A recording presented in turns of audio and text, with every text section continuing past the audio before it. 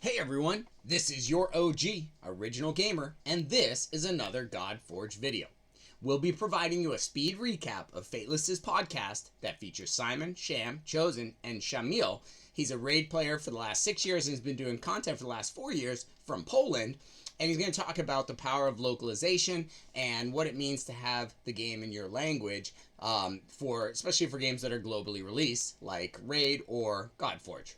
Hold on, this will be quick. So let's optimize.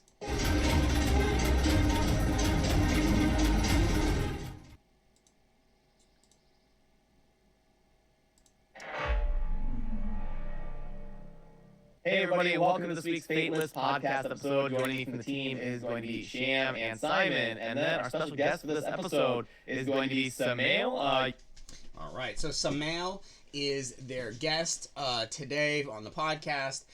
This is a really interesting one, kind of quicker, but some really interesting things. They start out with just intros. Samail's favorite game is Sigmar's Pirates. It was on his first PC. Likes a lot of strategy RPG games. He mentioned Shining Force. He mentioned he likes shooter games, adventure games, strategy games, kind of all of it. Then they jump forward to gaming in English. Sham asks, how do languages work? And he mentions, nothing is usually ever translated into Polish, so he learned a lot of English. In fact, his dictionary was always next to him at his computer when he would play his game to translate things, and that's, in a sense, a lot of ways how he learned a lot of English. So that has been the experience for gamers whose language is not English, or, they're not of the English-speaking countries. So it was really interesting to get that perspective.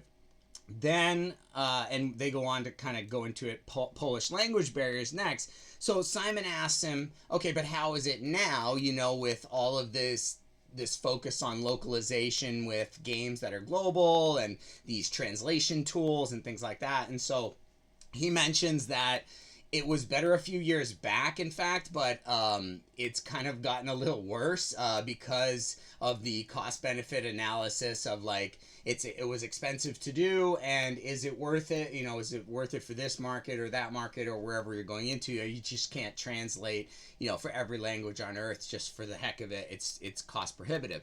So he made a good point there, talking about how it's been a sort of, a cost-benefit cut out, that maybe they don't get a Polish translation sometimes in games, but he's mentioned that in a lot of times it's not that the US translated, but that there's subtitles, and so, but even that, he said, has slid off a little bit.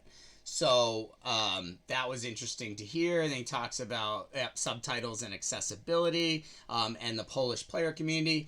He said there's no real expectation for folks in Poland to see a game in Polish. He said it's just not really ever happened a lot, so they don't expect it. There really isn't.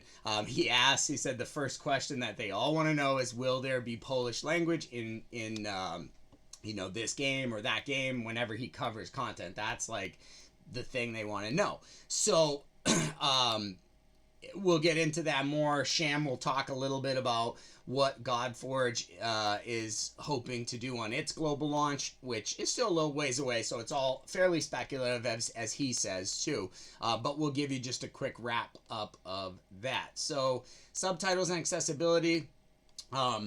So he talks about how he does all of his content in Polish, but now, and there was no way to really translate it or have subtitles for it for other languages, but now there is. So he says he has English subtitles, but all of his content is done in Polish, and pretty much for a Polish audience, whether they are in Poland or in surrounding countries around Poland, wherever they reside. In fact, he said UK is one of might be his number 2, but it's a lot of Polish speaking folks in the UK. So he mentions that games can be definitely ignored if there is no Polish language in it, or it's a big deal when some games have come out and specifically said there will be no Polish translation, or there will be no Polish language in this. So he said, yeah, for his community that he represents, it's absolutely a big thing and a noteworthy thing when there is that I wouldn't say a snub to their language, but when there's a decision made not to include or not to put Polish as a language in the game. So that was interesting. Then they get into a much broader discussion of localizing Godforge. And Simon mentions, the expense. He says, it's voice, their narrative, a lot of the voice, it's voice acting. It's expensive to do at this level, and so it's challenging to bring them back for, other, or having that done in other languages and stuff like that. So he says there's definitely an expense to it. That's a limiting factor. But they do plan to have subtitles that would translate into other languages for sure. Sham then mentions localization, how like they're building it into the code, and that's like the AI will actually do like the translating. And then he said the key though is that the LQA. And so this is, I believe it stands for language quality assurance, but it's a quality control mechanism that makes sure that the translation is correct in terms of syntax and how it feels from a native speaker. Like, oh, that sounds correct, or no, that's not the way you say that. Even though yes, maybe it seems grammatically correct, no one says it that way. So Sham then talks about wanting to open this up, this idea of LQA and this quality assurance of reading it over, being a native speaker that reads it over and says, yeah, this is correct, this is done well, or this needs to change. Sham says they really want to allow for this for folks, content creators in other countries, to be that gateway to, one, gauge the impact and amount of interest, and then two, help with the process of the translation. So really interesting approach. They're taking a community first approach again, which that is their brand. So on point for Fateless here, and a great way to take what could be an overwhelmingly enormous amount of work, right, to translate your game into however many languages people are going to stand up and say, I want it in this language. There's I don't even know how many languages there are in the world, but that could be a lot of work. And how you choose which is the ones you're going to go with. So Simon gets into it. He does say that English-speaking regions are going to be their initial focus, because he said, hey, we're a first-time, game studio, and, we only have so much in ad spend and in budget, so we can't be we got to be really selective. We got to be really, planned and strategic with what we're doing, and we can't just be kind of loosey goosey with our resources. So I thought that was a really smart call out. Chosen mentions you got to be careful with certain translations. They become memes, and you don't want to have like meme worthy translations that are not appropriate, or they make you kind of like a mockery. If it's and this gets back to what Sham is talking about with LQA, which is doing that quality assurance and having that translation, whether done by AI or done by something else, having it really looked over by a native speaker who can say that is correct, or no, that just sounds strange, or that would never be how you would say that. So that was interesting, just sort of the nuts and bolts of how to localize a game and what it takes. And how Fateless is looking to leverage the power of the communities in these different areas to sort of represent themselves and improve their gameplay by participating in the process of bringing that translation to life. So kind of a cool approach that I'm not sure we've seen, but it goes hand in hand with everything Fateless is doing, so it doesn't even seem that noteworthy, but it is, because not many gaming companies are offering that sort of handout to say, hey, let's connect and let's make this work well for you, and help us in tackling all of this work. So really cool give and take with the community here. Sham does mention time versus impact. kind of similar to a cost benefit analysis, but like, you know, how much time and energy and resources is going to take versus what is the impact? What is this going to bring to us? Does it land? Does it make a difference when playing the game? Or would these players play it in English and just make do and be just fine? You know, so this is what they're trying to understand better as they gather information, talk with individuals like they are here. So then they get into some cool things. Slavic mythology in Godforge. So we know they have Virage faction. So Simon asks, you know, hey, does that Slavic element in the faction Virage, does it excite, you know, your viewers, the folks in Poland and or Polish folks around the area? Or he mentions having some Ukrainian folks that watch his stuff, as well as some other different countries as well. So, but anyways, he said, yeah, absolutely. There was excitement. He made a video. Sham asked if there was any characters that he would like to see. He says Witcher, but he knows it's not possible. Sham says, hey, never say never. But then he comes out and he offers us a really cool little nugget here when asked, you know, what characters would you add to Virage being from that area? And so he talks about Lek, Czech, and Russ. I'd never heard of this legend before, but it's really interesting. And just, I might not do it full justice, but I'll try to recap it for you. But apparently there were 3 princes, Lek, Czech, and Russ, and they each ruled their own tribe. And then and they lived down south, I guess. And then at some point they were short on food, so they had to move around. They wandered north, and I guess Russ found a good area to stop, and like that he founded Russia, Belarus, and Ukraine. And he was the oldest brother, and then Czech kept going like north and west, and Lek kept going, and he founded Poland. And so it was a really interesting story. And talked about how he'd love to see them as characters in the game. And so, you know, Simon kind of pushed even more. So, what do you think their powers could be, you know? So he said, well, Russ was the oldest, so like he could be a fierce warrior. The Czech, they're famous for their beverages, and so he said like, oh, they could do something like buffing their team or powering them up or something. I thought that was really creative. He did it on the spot too, so good on him. And then he talked about Lek, you know, being the founder of Poland, maybe being like a wizard or being able to put like spells. So that was pretty cool.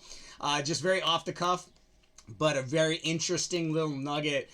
In terms of some possible champs. Probably the best answer on the podcast I've seen out of any of the answers I've seen. And there's been some good ones, but this one was really cool. Then he gets into favorite RPG role. They asked him real quick, you know, what role do you like to play? He talks about being a knight or a warrior with a sword and shield, and all about melee and battle damage. He's an arms warrior, so we had that kind of just quick little foray, and then we got to the hype for Godforge, alpha, beta, you know, the testing phase.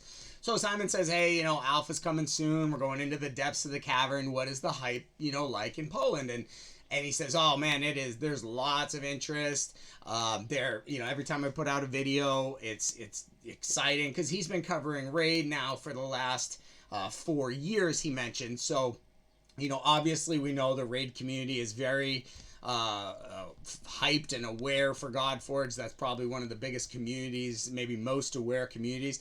So he's saying his Polish Raid community is very excited for it. So that's cool to see that crossover. And then they get into Polish localization. Sham asks, you know, is there any pet peeves? Is there anything that, like, you've seen in terms of localization or attempts at localization that just bug you? They're wrong. Like, people, they shouldn't do it wrong. If they only just knew, they wouldn't do that. And so, kind of a tough question, definitely on the spot. He mentions that he can notice. It's very noticeable when AI is used and not checked with LQA, not checked with, you know, a native speaker. He said it's very noticeable. So, like, that wasn't a pet peeve, but it was just sort of a little bit of advice, I would say, he gave from a native perspective, a native speaking perspective. So that was cool. He said in Polish, some words have suffixes, and how you what suffix you put on them can give them vastly different meanings. They can be nouns or verbs. I studied some Russian, so I can understand that. I remember Russian was very, very big on the suffix. You know, what did it end with would tell you which case it was, and that was very important. So he said that can be really tricky to translate sometimes, and so you know, a native speaker and doing that LQA is a really powerful piece too. And then they were starting to wrap up, and Chosen says, wow, man, you already gave us like a great group of possible champs. That's usually what we ask. But then he says, okay, so are there any, you know, do you have any questions? You know, we'll throw that out for you since you already gave us these awesome champs, which is usually how we wrap, you know, the podcast up. So he asked, will there be any other languages than English at the global launch? Sham said, yes, definitely. Yes, definitely. So that's what he said. And what he goes on to explain, and I kind of wrote it down as a formula.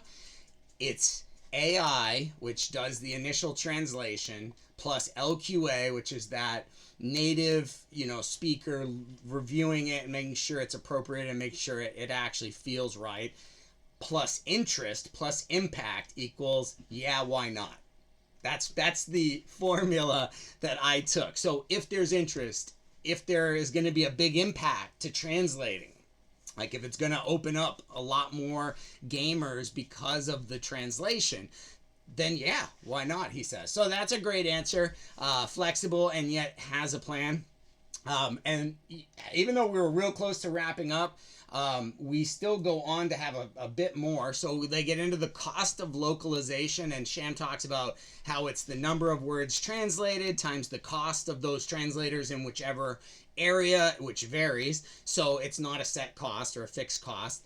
And he said they built or are building a translation system or a localization system built into the game. He said it's already there, and that allows to like switch the game into different languages. But then Simon makes a really good ad here. He says because they're a live service game and it doesn't stop, there's a multiplicative cost that grows as they grow, because in most games, they do that localization up front. It's a fixed translation cost, and then that's it. They're done doing it. But he said in their in their setup, because they can just keep doing patches and things like that, it then requires like more and more and more work the bigger they get, and it doesn't just add, it actually multiplies on itself, and it can become a lot. So he said, and the rework can actually cost more, because sometimes the initial work you'll have scoped with someone is X number of dollars, and if you had just added a little more on during the scoping, it wouldn't be that bad. But if you come back to them with rework, they got to get themselves re-familiar with the entire thing again, and it winds up being far more expensive. So that was a really good call out from Simon, really smart. They don't have all of their localization costs up front like a packaged, totally packaged game, because they're live service and it continues to grow. They have to be careful of how that growth can cost, you know, what those costs can balloon out to as they grow. I was a very, very astute call out from Simon. I was super excited to hear that. I wanted to high five him and Sham. That was a really, really good call out. He mentions not trying to be the game for everywhere. Like I think this is a smart strategy. They're kind of trying to let it grow organically and then provide the language to match the interest and the impact.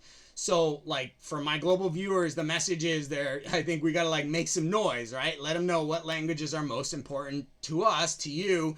So drop them in the comments below. If you have a language that you're like, I would really love to see Godforge in this language, drop it in the comments below.